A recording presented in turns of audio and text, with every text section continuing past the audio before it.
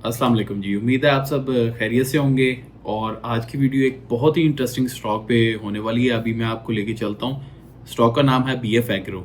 और हमारे जो व्हाट्सएप कम्युनिटी है उसमें एक कम्युनिटी मेंबर हैं, उन्होंने एक जीएस ग्लोबल की रिपोर्ट शेयर की थी जो कि बहुत डिटेल्ड है, 14 पेजेस की है। और उन्होंने एक इन्वेस्टमेंट केस स्टडी बनाई है कि बीएफ एग्रो में क्यों इन्वेस्ट किया जाए। तो इसमें सारी जो मेहनत है वो जीएस ग्लोबल की है, लेकिन मैंने अपने तौर पे एक अलग प्रेजेंटेशन के साथ समराइज़ किया इन 14 पेजेस को। और उसमें चल के मैं आपको दिखाता हूँ। आज की वीडियो इसलिए भी इंटरेस्टिंग होने वाली क्योंकि हम एक और कॉन्सेप्ट समझेंगे, हेजिंग का। तो उधर चलते हैं। तो पहले तो जी ये देख लीजिए, ये जीएस ग्लोबल की रिपोर्ट है बीएफ एग्रो पे। और काफ़ी इन्होंने डिटेल में पूरा कॉन्टेक्स्ट दे के हर चीज़ अच्छे से इन्होंने एक्सप्लेन किया है। टेक्निकल्स हैं, फंडामेंटल्स हैं, फ्यूचर आउटलुक है, सारा कुछ बहुत डिटेल में। इसका लिंक मैं नीचे डिस्क्रिप्शन में दूंगा अगर किसी ने देखना हो इसको। अलबत्ता अपनी प्रेजेंटेशन पे मैं आपको लेके आता हूँ जिस तरह मैं नॉर्मली प्रेजेंटेशंस बनाता हूँ। तो इसमें मैंने किया है स्वॉट एनालिसिस। तो स्वॉट एनालिसिस होता है स्ट्रेंथ, वीकनेस, अपॉर्चुनिटीज़ और थ्रेट्स किसी भी बिजनेस को। तो ये एनालिसिस कंपनीज करती हैं। तो उनकी रिपोर्ट में नहीं था, अलबत्ता ये है कि मैंने ये अपने तौर पे ये बनाया। इसमें आगे चल के काफ़ी चीज़ें समराइज हो जाएंगी और समझने के लिए बहुत आसान है। और उसके साथ साथ हैजिंग को भी जैसे मैंने बोला हम समझेंगे। और आगे चल के आखिर में मैं अपना भी वर्डिक्ट दूंगा और जीएस ग्लोबल की जो प्रिडिक्शंस है वो भी मैं आपके साथ शेयर कर देता हूँ। तो सबसे पहली स्लाइड पे चलते हैं जी। स्वॉट को आप पहले समझ लें कि ये जब बनता है तो ये 4 चीज़ें इसमें होती हैं। पहली स्ट्रेंथ कंपनी की, ये इंटरनल फैक्टर है इनका कि इनकी स्ट्रेंथ क्या है।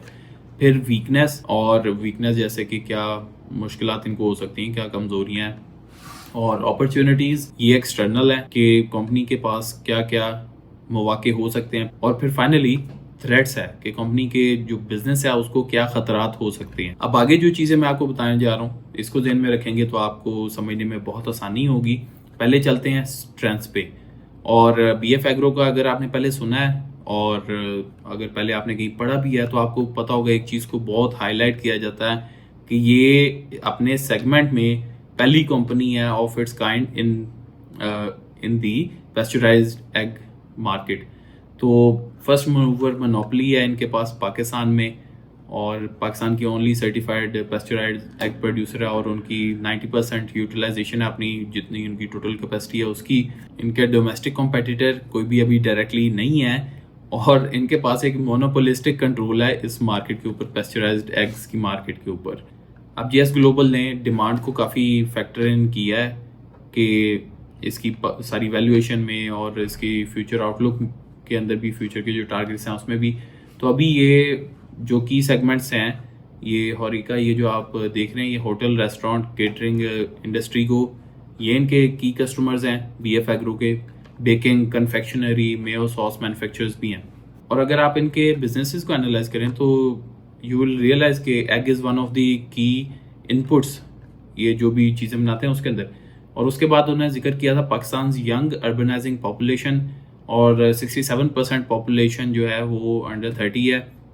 और जो यंग पॉपुलेशन है इनके मुताबिक, जीएस ग्लोबल की रिपोर्ट के मुताबिक, if they are given awareness तो they would go for the safe और प्रोसेस्ड फूड्स। फिर बीएफ एग्रो की अगली स्ट्रेंथ जो है वो इनकी एक्सपोर्ट जो एक्सपैंड हो रही हैं वो है, और इनकी इंटरनेशनल पैकिंग। अब मेरा ख्याल है आपको मुझे पहले दूसरा पॉइंट बताना चाहिए।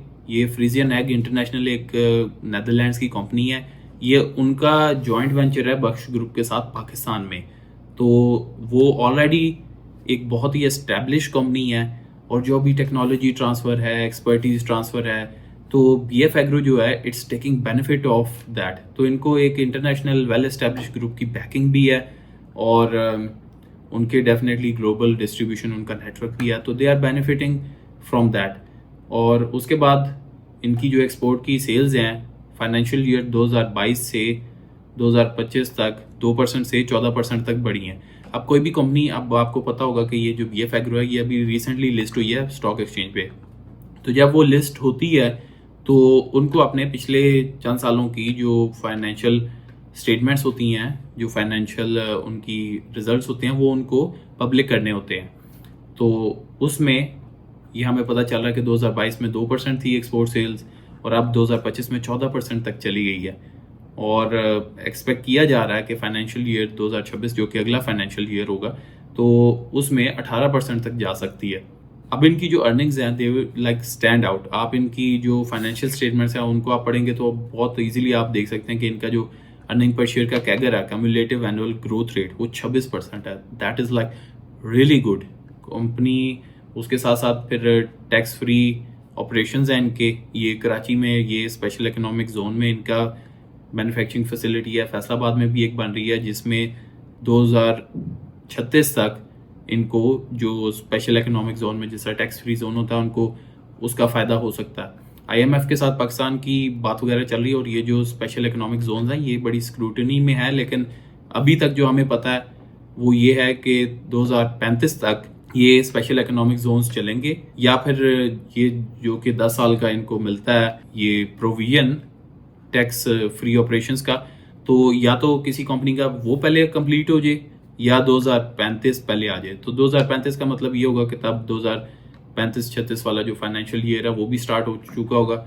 अब इनका जो फैसलाबाद वाला प्लांट होगा जो कि northern part of the country उसको सर्व करेगा, तो उसमें भी उनको 2036 तक, फाइनेंशियल ईयर 2036 तक इनको स्पेशल इकोनॉमिक जोन की जो टैक्स फ्री ऑपरेशंस की प्रोविजन है उससे इनको फ़ायदा मिल सकता है। और इनके जो ग्रॉस मार्जिन हैं वो आहिस्ता आहिस्ता बढ़े हैं, जो फोरकास्ट किया जा रहा है 12 से 15% तक का है। और अगर इनकी एक्सपोर्ट्स भी अंदर ऐड हो जाती हैं, ज़्यादा एक्सपोर्ट्स भी इसका मतलब बढ़ें, तो इनकी जो प्रॉफिटेबिलिटी है वो मज़ीद बढ़ सकती है। अब इनका जो मॉडल है, अब जैसा कि हमने देखा कि ये टेक्नोलॉजी, एक्सपर्टीज़, ये सारा कुछ ये ले रहे हैं फ्रीजियन एग इंटरनेशनल, जो पीछे हमने कंपनी डिस्कस की नेदरलैंड्स की, तो इनके पास अब एक बेनिफिट ये है कि ये स्केल कर सकते हैं। ऑलरेडी जो टेक्नोलॉजीज़ हैं, जो स्पेशल मशीनरीज हैं, वो ट्राइड एंड टेस्टेड हैं।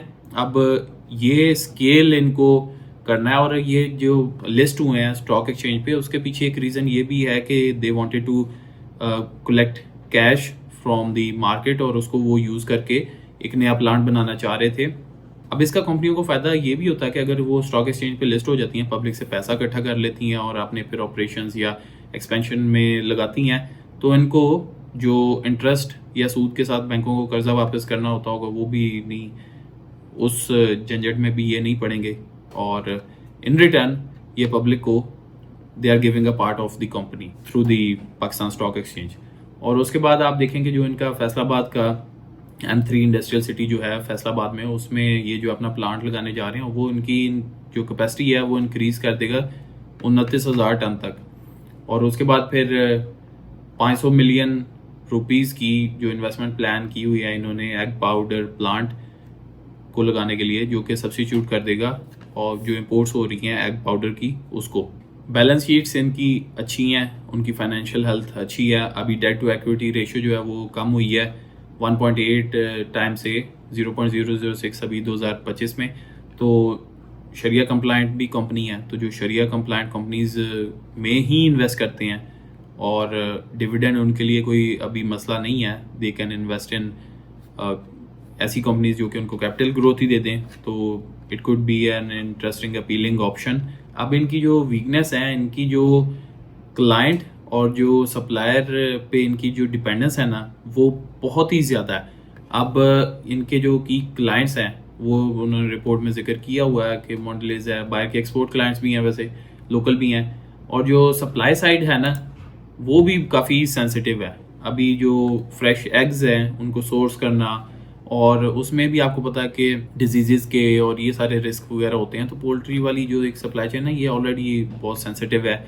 तो इनकी जो क्लाइंट और सप्लायर साइड है ये बहुत ही ये उस पर डिपेंडेंट है। अब इसके बरक्स में आपको एक एग्जांपल देता हूँ, जिस तरह अभी रिसेंटली चल रहा था एंग्रो फर्टिलाइजर का, तो उन्होंने स्टॉक बनाया लेकिन मार्केट में बिका नहीं। तो जो स्टॉक है वो जब अगला साल शुरू होगा तो that stock would carry on, और मार्केट में वो है तो लोग जो माल खरीदेंगे तो वो स्टॉक वो पिछले वाला भी निकलेगा। तो इसमें उस तरह की चीज़ नहीं है। एक और भी वीकनेस है जो कि हमें देखना चाहिए अगर इसमें इन्वेस्ट करना है, वो ये है कि ये जो बिजनेस है ना इटसेल्फ पेस्चराइज्ड एग्स का, इसका बैरियर ऑफ एंट्री जो है वो काफ़ी लो है, और ये कोई इंटेलेक्चुअल प्रॉपर्टी प्रोटेक्टेड बिजनेस भी नहीं है। ये इधर मैंने IP प्रोटेक्टेड लिखा हुआ है। तो ये अपने मार्केट सेगमेंट में तो अभी अकेली कंपनी पाकिस्तान में जो कि ये काम कर रही है, लेकिन एनीवेज इन फ्यूचर मज़ीद कंपनियां भी आ सकती हैं इस बिज़नेस के अंदर। और जो already well established food manufacturing groups हैं, तो सबसे बेहतर पोजीशन में वही है कि वो इस बिज़नेस में आ जाएं, ताकि वो हमने पिछली एक वीडियो में माड़ी वाली में हमने डिस्कस किया था प्रॉफिट स्टैकिंग, सप्लाई चेन को वो कैप्चर करते जाते हैं ताकि उनके प्रॉफिट मार्जिन बेहतर हो जाए। तो इन केस अगर ऐसा होता है तो BF एग्रो का जो प्रॉफिट है वो कम डेफिनेटली होगा। उसके बाद डिविडेंड की हिस्ट्री इनकी नहीं है अभी तक, और पहला साल है लिस्ट हुए हैं, और एक्सपेक्ट किया जा रहा है कि 2027 का जो फाइनेंशियल ईयर होगा तब जाके ₹2 पर शेयर का डिविडेंड दिया जा सकता है। ये GS ग्लोबल की रिपोर्ट से है। अलबत्ता जब इनकी लिस्टिंग के दौरान इनकी एक कंपनी प्रेजेंटेशन इन्होंने दी थी, कंपनी ब्रीफिंग, तो उसमें मैंने जो इनके मैनेजमेंट थी उन्होंने ये जिक्र किया था कि अगले 2-3 साल तक जो इन्वेस्टर्स हैं उनको डिविडेंड एक्सपेक्ट नहीं करना चाहिए, क्योंकि जो अर्निंग्स होंगी उनको यूज़ किया जाएगा कंपनी की ग्रोथ के लिए। तो ये तो हमें क्लियर है कि अगले 2-3 साल तक कोई डिविडेंड नहीं होने वाला। तो अगर आपने इसमें इन्वेस्ट करना तो ये चीज़ आप डेफिनेटली ज़हन में रखिएगा।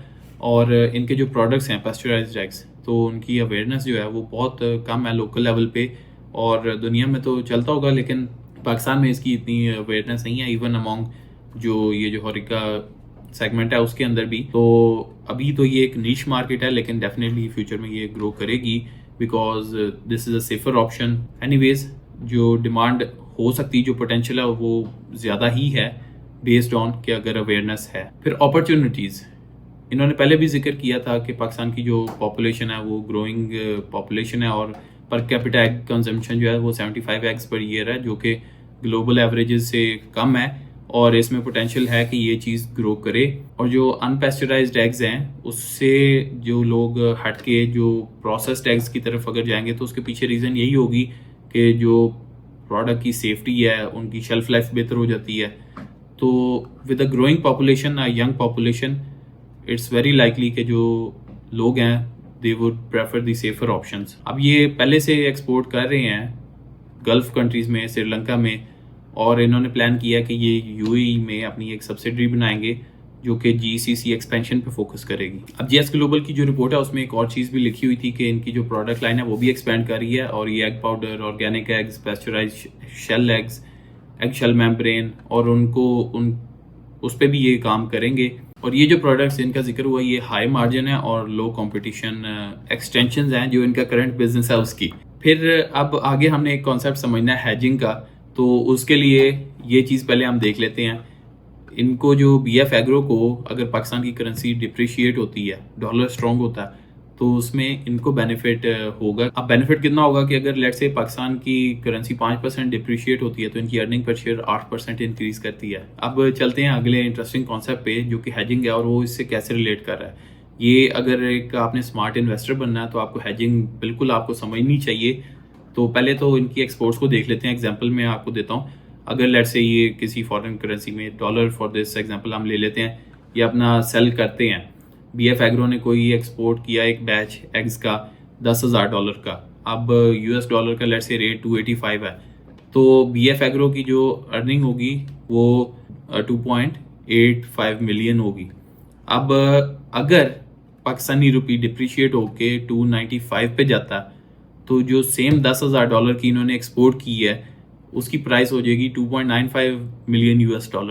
तो इनकी अर्निंग तो बढ़ी, तो सेम डॉलर के लिए ज़्यादा रुपी इन्होंने गेन किए। तो अलबत्ता हम चाहेंगे कि पाकिस्तान की इकॉनमी बेहतर हो, पाकिस्तान की इकॉनमी स्ट्रॉन्ग हो, रुपी स्ट्रॉन्ग हो, लेकिन ये अब कॉन्सेप्ट यहाँ पे समझना इंटरेस्टिंग है कि हैजिंग। पहले हैजिंग को देख लें कि ये स्ट्रेटेजी है जिसमें आपकी इन्वेस्टमेंट करना रिस्क कम हो जाता है। अब अगर इन्वेस्टर है वो एक एसेट में इन्वेस्ट करता है, लेकिन लेट्स से उस एसेट में चांस है कि अब लॉस हो जाए, तो वो पोजीशन लेगा एक ऐसे एसेट में जो कि उससे ऑपोजिट चलता है प्राइस में। तो इस केस में आप देख सकते हैं कि हम चाह रहे हैं पर्सनली कि पाकिस्तान का रुपी स्ट्रॉन्ग हो, लेकिन अगर नहीं होता तो आप BF एग्रो जैसी कंपनीज में आप इन्वेस्ट करें, ताकि अगर पाकिस्तान का रुपी डिप्रिशिएट होता है आपको वहाँ से बेनिफिट मिले। तो this is how you would think about hedging, कि आपको हैजिंग कैसे बेनिफिट दे सकती है पाकिस्तानी इकोनॉमी में। हैजिंग का एक रिस्क है कि आपको रिटर्न जो है वो अपनी पहली वाली इन्वेस्टमेंट से वो कम मिलेगा, तो दूसरी साइड पे जो आपने इन्वेस्टमेंट की है उसमें भी आपको जो पोटेंशियल गेन है वो भी अपने फुल पोटेंशियल पे नहीं मिल सकता, वो भी कम ही मिलेगा। और इसकी रीज़न ये है कि अगर आपका सारा पैसा किसी एक एसेट में कंसंट्रेटेड हो और उसमें you get a lucky shot, तो इट वुड पे ऑफ बिग। लेकिन अगर आप दो में हैं तो वो फिर चूंकि डिवाइड हो जाता है, तो फिर इसीलिए आपका जो प्रॉफिट पोटेंशियल है वो भी रिड्यूस हो जाएगा। तो रिस्क को मिटिगेट करने के लिए डेफिनेटली हमें ये चाहिए कि हम सोचें कि पाकिस्तान का रुपी बेहतर हो, इकोनॉमी बेहतर हो। अलबत्ता अगर नहीं होता then what's our plan. The plan is कि हम ऐसी कंपनीज में इन्वेस्ट करें जो कि एक्सपोर्ट कर रही हैं, ताकि उनको जो एक्सपोर्ट से बेनिफिट है, जो रुपी डिप्रिसिएशन का, वो उनको मिले और वो जो बेनिफिट है वो अल्टीमेटली हमें भी ट्रांसफ़र हो। एक और कंपनी है जो कि इस तरह का बेनिफिट दे सकती है, वो है सिस्टम्स लिमिटेड। उसको मैंने अपने जो हमारा प्रोग्रेसिव पोर्टफोलियो है उसमें भी ऐड करना शुरू किया है, तो आपको वो भी मैं एंड पे दिखाई दूंगा। और उसके बाद थ्रेट्स, कंपनी को क्या थ्रेट्स हैं, क्या ख़तरात हैं। एक तो टैक्स पॉलिसी चेंज, मैंने जिक्र किया था कि IMF की काफ़ी स्क्रूटनी है ये जो टैक्स एग्जम्पशंस हैं इन सब के ऊपर, और अगर कोई अर्ली रिमूवल इसका होता तो कंपनी के जो सारे ये जो प्रोजेक्शंस हैं ना, ये इनको दोबारा से कैलकुलेट करना पड़ेगा, और फिर जो टारगेट्स हैं, प्राइस टारगेट्स, जो कि आगे आपके साथ मैं शेयर करने वाला हूँ, जो कि GS ग्लोबल ने दी हैं, तो वो मीट नहीं होंगे। अब जो अंडे की प्राइसेस हैं उनमें भी वॉलेटिलिटी रहती है, किस दिन ज़्यादा होंगी किस दिन कम होंगी, और जो डिजीज़ का रिस्क है वो भी एक इनके लिए थ्रेट है। अगर कोई बर्ड फ्लू आता है या कोई ऐसी एग्रीकल्चर फीड की इन्फ्लेशन होती है, तो वो उनके जो प्रॉफिट मार्जिन है इनको हर्ट करेगी। अब फिर एक और थ्रेट है, ये उन्होंने खुद ही मेंशन किया हुआ कि machinery and production down time है। इसका आपको अगर मैं जिस्ट बता दूं, इसकी मुद्दा बता दूं, वो यही है कि ये बहुत स्पेशलाइज्ड इक्विपमेंट यूज़ करते हैं। तो अगर मशीनरी में डाउन टाइम आता है जिसमें मशीनरी लेट से ब्रेक डाउन हो गई है या किसी और वजह से नहीं चल रही, तो वो इनका रेवेन्यू जो है दे विल लूज दैट। अब GS ग्लोबल ने जो सारा कुछ समराइज किया है, तो अब मैं बता दूं कि टारगेट प्राइस 50 है, जब इन्होंने रिपोर्ट बनाई थी तब 33.92 था, और अपसाइड पोटेंशियल है जी 47% का, और 5 साल का EPS कैगर जो है इनका 26% है। कंपनी ने बड़ा अच्छा ग्रोथ दी है। तो ये चंद एक इंडिकेटर्स हैं टेक्निकल, जो कि जिसकी बेस पे ये कह रहे हैं कि 50 रुपी पर शेयर तक प्राइस जा सकती है।